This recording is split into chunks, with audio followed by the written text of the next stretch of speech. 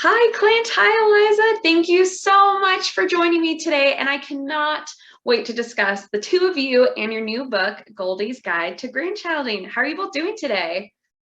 Doing fantastic. Been stretching my artistic abilities. I watched Eliza's tutorial and I wanted to reveal, because if she can make me an artist, she can make anybody an artist. There's Goldie. She's got a little microphone. I love You're a it. good teacher. You're a good teacher. Yeah, and with that segue, we do have the video as well of Eliza teaching us all how to draw Goldie. In Eliza's video, Goldie is holding a sandwich, so everyone get creative with what your Goldie will be holding, and definitely share it with Second Star, and we'll make sure to tag Eliza in it too. So I think I'm going to put Nutella on the microphone, just in keeping in the theme of the Nutella sandwich. Oh, absolutely. Nutella goes with everything, I think. So even on a microphone. Awesome. Well, how about you each tell us a little bit about each other, where you're from, and if you could have any animal or mythical creature as a pet, which would you choose? Well, I actually live in the town where I was born. It's called Ironton, Ohio. And I was born there years ago. And sorry, sorry, Clint, we didn't catch that. I think your mic cut out. What was that?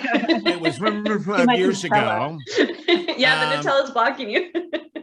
I was 5 years ago.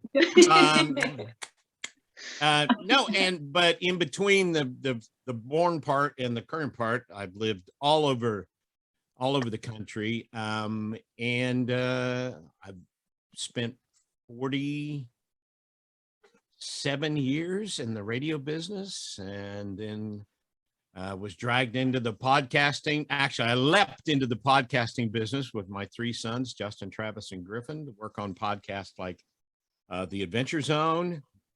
And we started writing graphic novels of The Adventure Zone. And we do live shows, we tour, we just do all kinds of great stuff that I'm privileged to be able to do.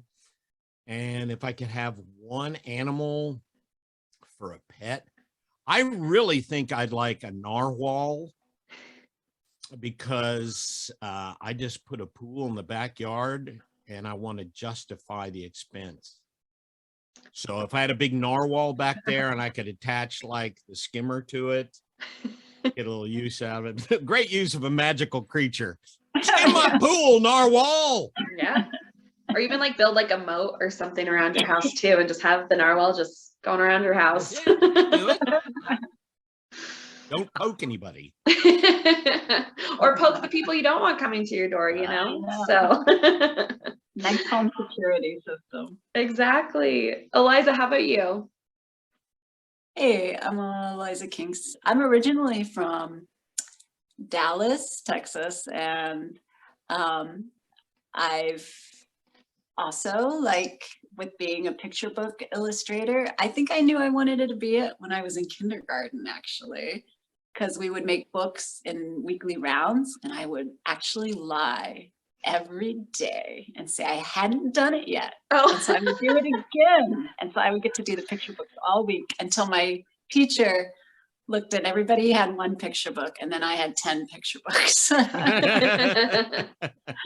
she caught on. I don't know how, but she caught on. But so I feel like I've always loved making pictures, and I love making pictures that are funny too. And so let's see, if I could have a mystical creature, I think it would be, if you're familiar with the George and Martha books, which I'm sure you are, Second Star to the Right, is James Marshall's Martha, the hippo, because she seems like she would be a really cool hippo to hang out with, and also like be very protective. She was a good friend. I feel like I could walk safely anywhere with her, anytime, day or night. So that would be my choice. I love it. We have a hippo protecting you wherever you go, and then a narwhal protecting Clint's home. We're going for home security here, and I love it. And they're best friends. Yeah, they are best friends. Wait a minute. Am I hearing a new picture book coming out? A hippo and a narwhal, best friends, by Clint and Eliza? That'll be the third one we've discussed today. We're just planning our future all over the place. I love it. And you heard it first here at Second Star. I just want to say. And actually, speaking of pets, I think my cat is getting into trouble. One second. But Clint, if you want to give us an elevator pitch about the book and why everyone should read this book. An elevator pitch. Well, Goldie is a very precocious child who I came up with as an amalgamation. I have 7 grandchildren, and they all share certain qualities, and yet they all are very unique in their own way. So I kind of distilled some of the things about Goldie and all of them and came up with Goldie, who just has decided that she knows everything and she's willing to explain some of it to you, the reader. And she's obviously, I have to love her because she's got so much of my grandchildren: Lydia, Charlie, Cooper, BB, Dottie, Henry, and Gus. And I just really wanted to create somebody that kids would really identify with, but at the same time, we wanted it to be the kind of book that ideally you would plop somebody up in your lap and read to them and share the experience. My dad used to read Dr. Seuss to me all the time, and books that he read to me, like we read The Grinch all the time, Scrambled Egg Super, just all of it. And to think that it happened on Mulberry Street. And so those were formative times for me. And we wanted a book that, you would share with somebody and then eventually love it so much that if you're a wee person, you're going to read it on your own and share it with your kids someday and your grandkids someday. I plan on sharing it with great grandkids because I plan on living 500 years. Oh, of course.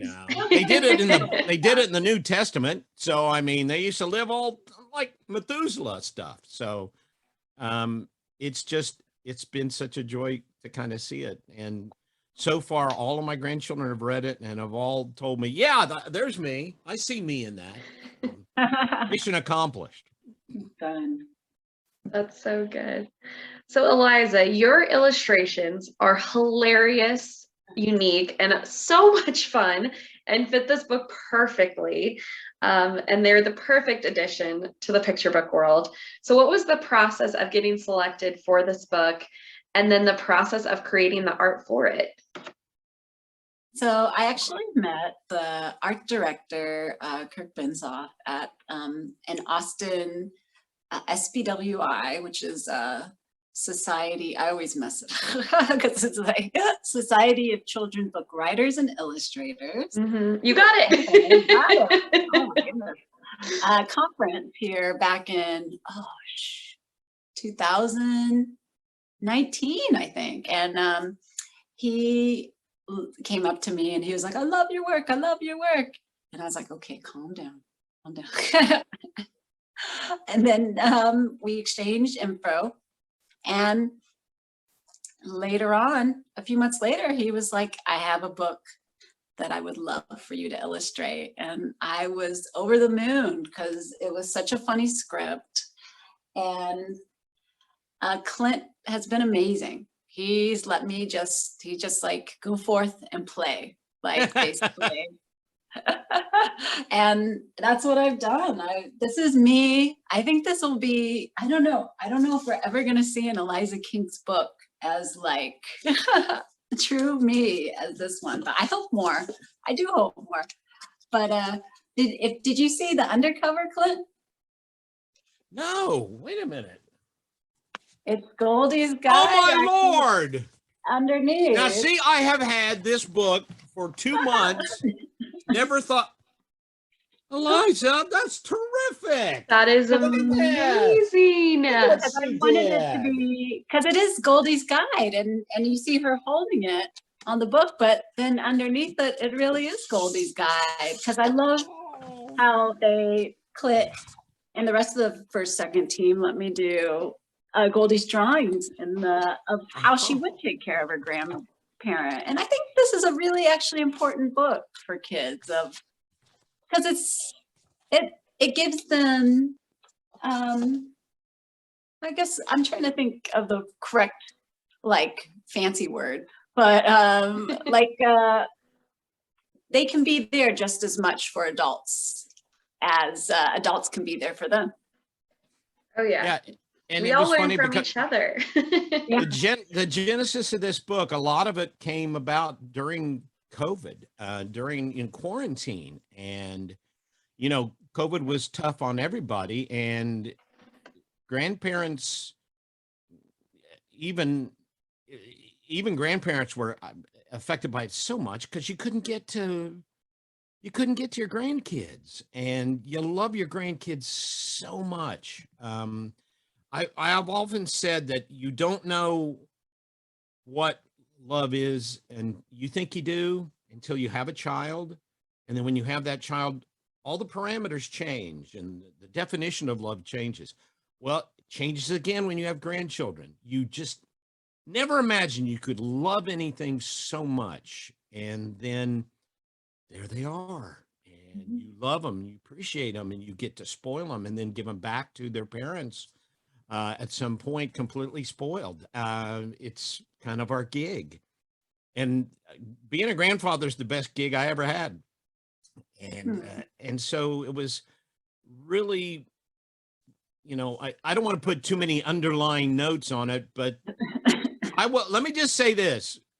Goldie's Guide to Grandchilding has a couple of different meanings, and I'll let everybody figure it out. There's more than one way that the title applies to what's going on. I love it. A sense of mystery. Dun, dun, dun. Ooh. And you're going to have to buy, like Cooper said, 20 copies, like Charlie said. I know, really, to understand the meaning, I think. Yeah. You know? Oh yeah. Yeah. Yeah, because each, like, you can read it a bunch of the first book, but I think, you know, reading a different copy each time will give you that. We'll give you, Mhm. Yes, nuance. And really ordering it from second start to the right really makes a big difference too. Yeah, you know? we have a different sort of magic there that kind of helps with that. So absolutely. and just let me say that Eliza is so vitally important to this actually coming together. I had no idea what I wanted the art to look like. And then when they showed me Eliza's stuff, I went, yeah, that's it. They showed me her Goldie. I said, yeah, that's it. They showed me Grandpa, and I went, yeah, he's handsome.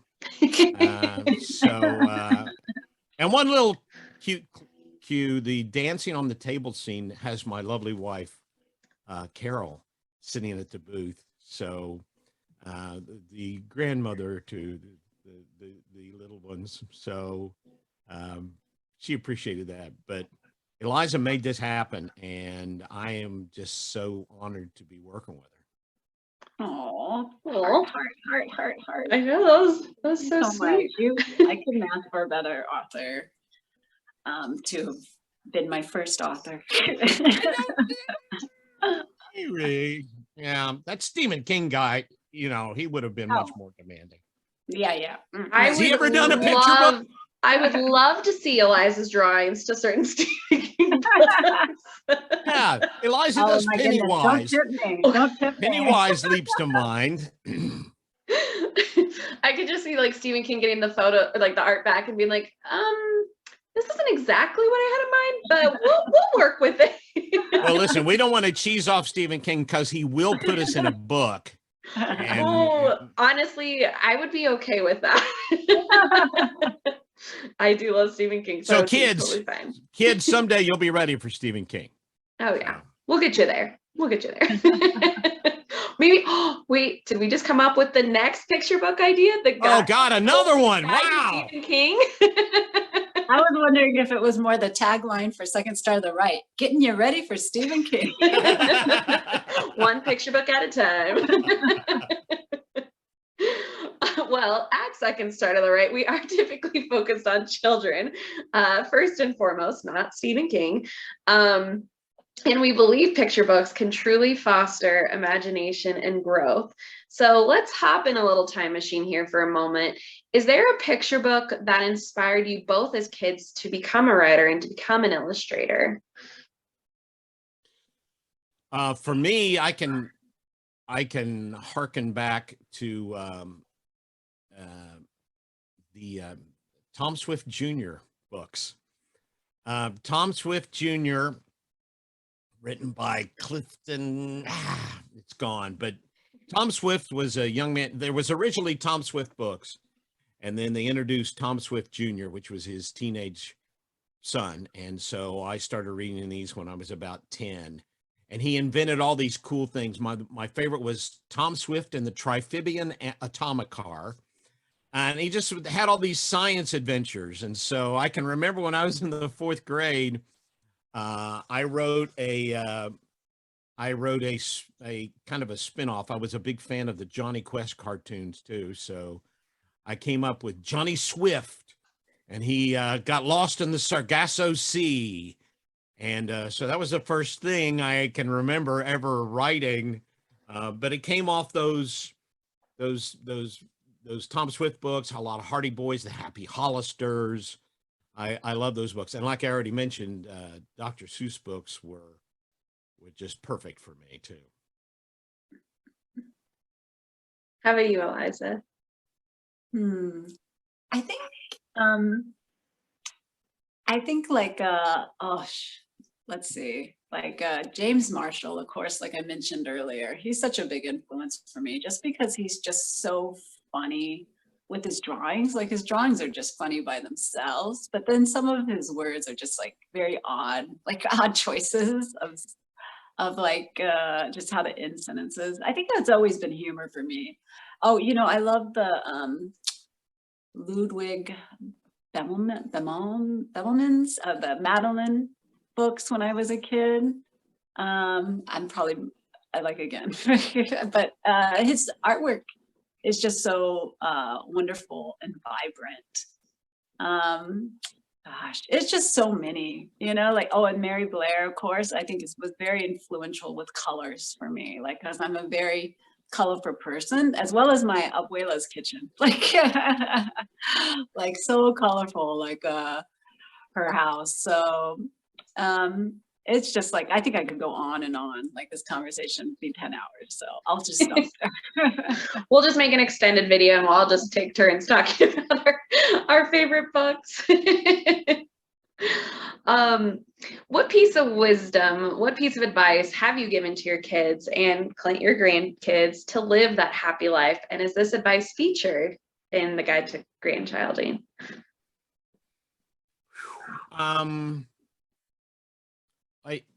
I give a lot of advice that gets ignored by my children.